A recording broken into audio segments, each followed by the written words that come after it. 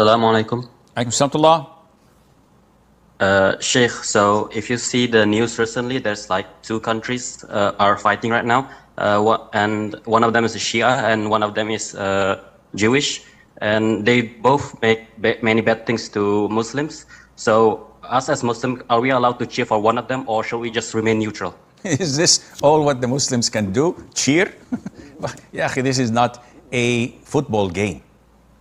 This is not something that we go out in the streets with flags and supporting country X or country B or this or that. This is what we've always stated that is not permissible. That is the issue of demonstrations, where lots of chaos, lots of haram things take place.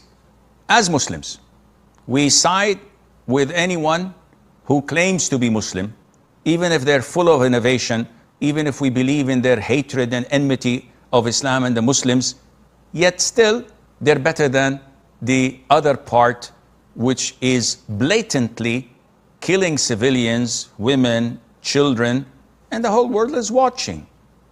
And their ministers say that we would like to annihilate all the children, all the suckling babies, even the dogs and donkeys and animals they have, we would like to wipe them all off, annihilate them.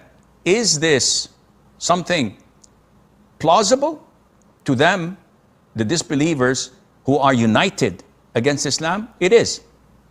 And if any Muslim would have said this, they would have labeled the whole region as a region of terror and a bloodthirsty, violent fanatics. So we don't cheer. We judge things by what we see. And definitely to side with a corrupt Muslim with corrupt aqeedah against any non-Muslim is a priority in Islam, and Allah knows best. So Sheikh, I wanted to ask that here in subcontinent, there is a lot of propaganda spread by Ikhwanul Muslimin and Deobandi scholars, and also many Muslims believe that the Arab world is sleeping and enjoying their luxurious life and don't care about their as long as it's a propaganda, akhi. Who listens to it except stupid people? So ignore it.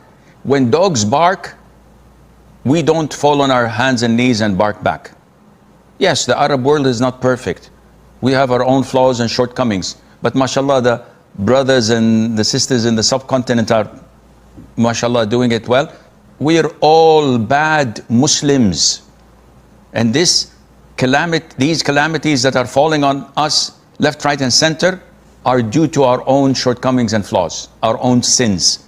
If we don't transform into real Muslims and reform our lives, our homes, our workplaces, our streets, and implement Sharia everywhere by the book in our character, not only in claiming to be Salafi or to be this or to be that. No. By actually walking the talk, lifting our heads up high and being proud of being Muslims and dealing with people in fairness and kindness and generosity. Only then Allah would change what's happening. Other than that, we will keep on pointing fingers at you in the subcontinent, and you'll do the same at us in the Arab world, and the winner is shaitan.